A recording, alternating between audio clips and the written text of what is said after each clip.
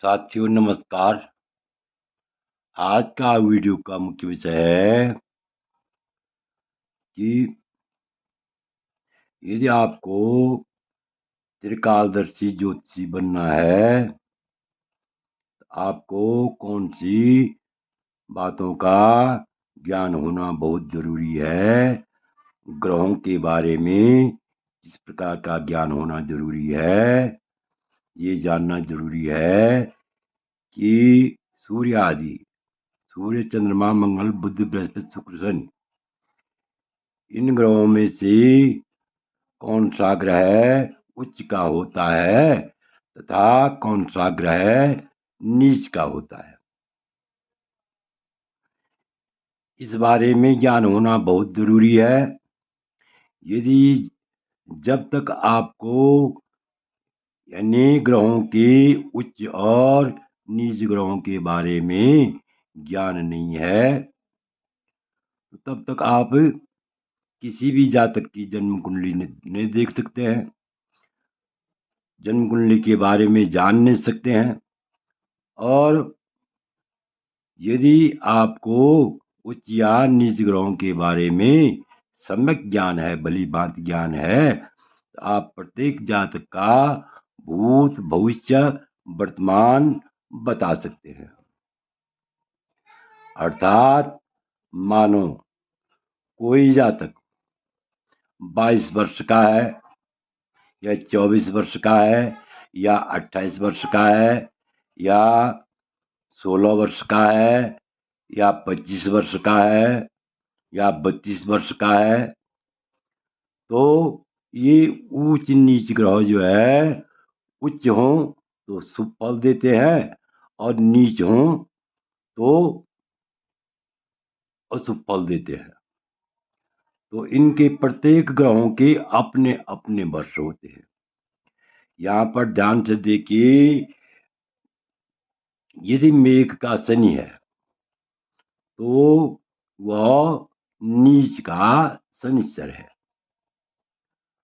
और यदि मेघ का सूर्य है तो उच्च का सूर्य है।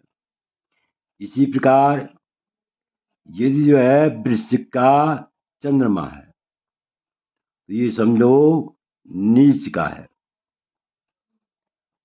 और यदि जो है वह क्या है वृक का चंद्रमा है तो ये समझो उच्च का है। तो इसी प्रकार कर्क का मंगल, यदि कर्क राशि में मंगल है तो वह नीच का है। तो नीच का होगा तो नीच ही कार्य करेगा। अगर उच्च का होगा, माना मकर का मंगल है तो शुभ फल देगा। इसी प्रकार मीन का बुध है तो नीच का होता है, और मीन का यानी शुक्र है तो वह उच्च का फल देगा। या कन्या का बुध है तो वह उच्च का फल देगा। मकर का बृहस्पति है तो नीच फल देगा। यह नीच होता है मकर का बृहस्पति। लेकिन कर्क का बृहस्पति है तो वह उच्च का फल देगा, उच्च फल देगा, अच्छा फल देगा, शुभ फल देगा। इसी प्रकार कन्या का शुक्र है तो नीच है, और मीन का शुक्र है तो उच्च का है। तुला का सूर्य है तो नीच का है, मेघ का सूर्य है तो उच्च का है। धनु का राहु है तो नीच का है, और मिथुन का केतु है तो नीच का है। तो इसी प्रकार ये यहाँ पर बदल जाएंगे। यानी धनु का यानी धनु का जो है 7 घर छोड़ करके, अर्थात मिथुन, तो मिथुन का क्या हो जाएगा यहाँ, मिथुन का जो है यहाँ यानी राहु जो है यहाँ उच्च का हो जाएगा, यहाँ नीच का हो जाएगा। यानी कुल मिलाकर के अपने से 7वीं राशि में जो ग्रह होता है वो उच्च का होता है, या उच्च से जो 7वें घर में होता है वो नीच का होता है। यहाँ पर देखिए, आपको स्पष्ट समझने के लिए मेरे जो है ये उच्च ग्रह बता रखे हैं। उच्च ग्रहों के बारे में बताया गया है। तो देखिए, यहाँ पर जो ये गोले लगा रखे मेरे लाल चिन्ह वाले, जैसे सूर्य पर गोला है, चंद्रमा पर गोला है, बृहस्पति पर गोला है, और बुध पर गोला है, गोल आकृति है, शनि पर गोल आकृति है, और मंगल पर गोल आकृति है।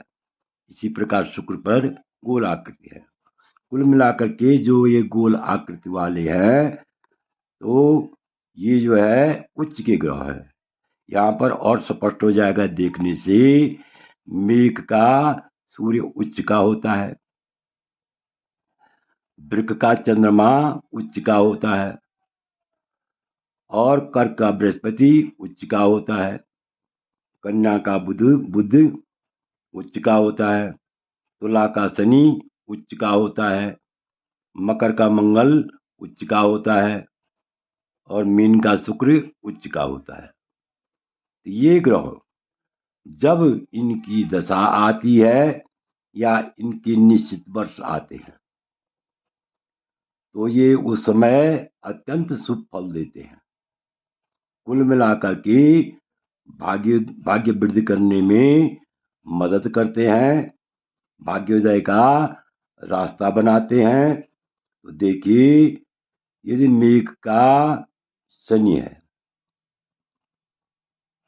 और मेघ राशि का शनि है, तो वो नीच का है।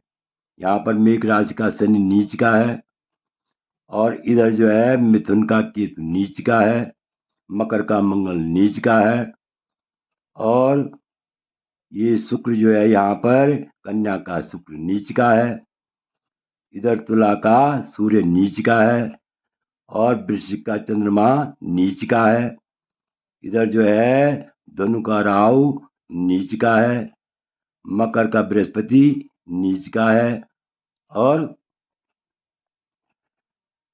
यहाँ मीन का बुध नीच का है। तो यदि उच्च हो, ये ध्यान दीजिए, यदि कुंडली में ये ग्रह उच्च के हों, तो ये निश्चित वर्ष में शुभ फल देते हैं। माना जो है मेघ का शनि नीच का है, 36वें वर्ष नुकसान देगा और शुभ फल देगा। और यदि जो है सूर्य जो है यहाँ पर जो है उच्च का है, मेघ का सूर्य उच्च का हो तो शुभ फल देगा।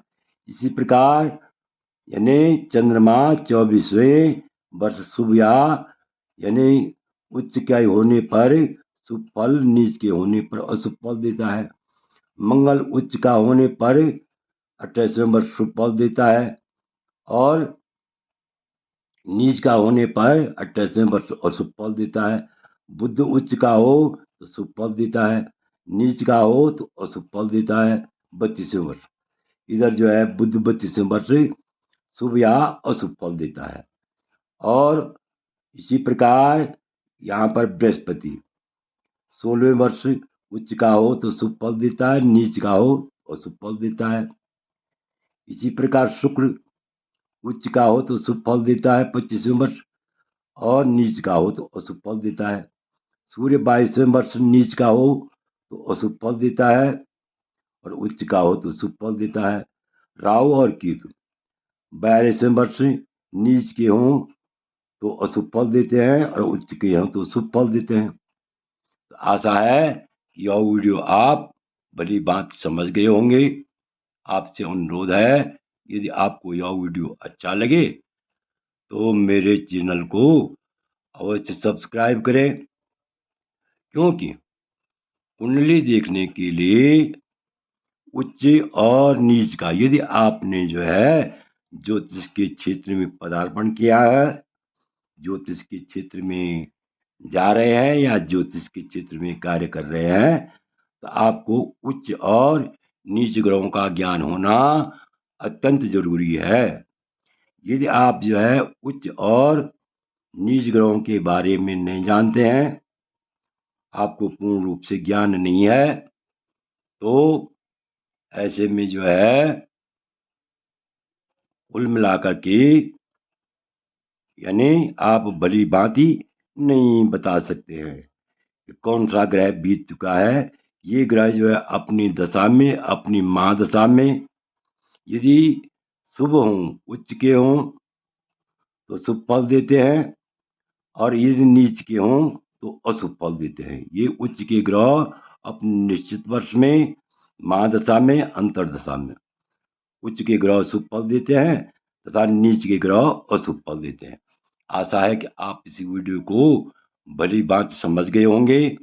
आपसे अनुरोध है कि यदि आपको यह वीडियो अच्छा लगे तो मेरे चैनल को अवश्य सब्सक्राइब करें, वीडियो को लाइक करें, शेयर करें। वीडियो देखने के लिए बहुत बहुत ही धन्यवाद। विशेषकर मैं उन लोगों का आभारी हूँ जो नियमित रूप से मेरे वीडियो को देख रहे हैं। उन्हें बहुत बहुत धन्यवाद।